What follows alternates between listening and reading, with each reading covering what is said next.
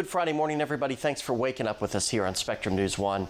I'm meteorologist Robert Suhr with another look at that forecast. And we'll start things off with a look at the latest drought monitor. And we are in great shape across the tri-state, which is certainly good news. You can see some drought conditions off to our east and just off to our west here. Maybe clipping areas right along the Ohio River of abnormally dry. That does not count as a drought.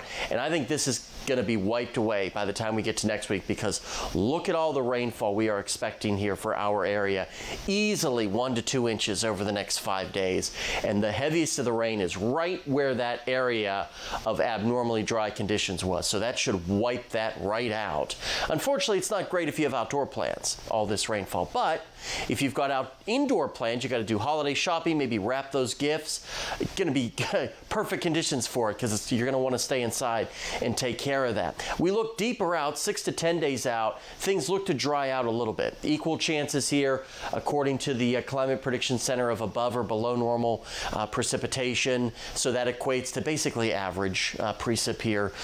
This takes us out to about the first day of astronomical winter, and just before Christmas here, toward December 22nd. So after a very wet period, things may dry up just a little bit.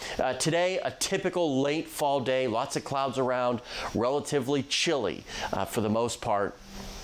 You notice here with Futurecast, we do have that boundary over us, so big spread in temperatures. Notice by the lunch hour, upper 30s Evansville, but we're near 50 toward Mayfield, Fulton, the Fancy Farm area, west of Kentucky Lake.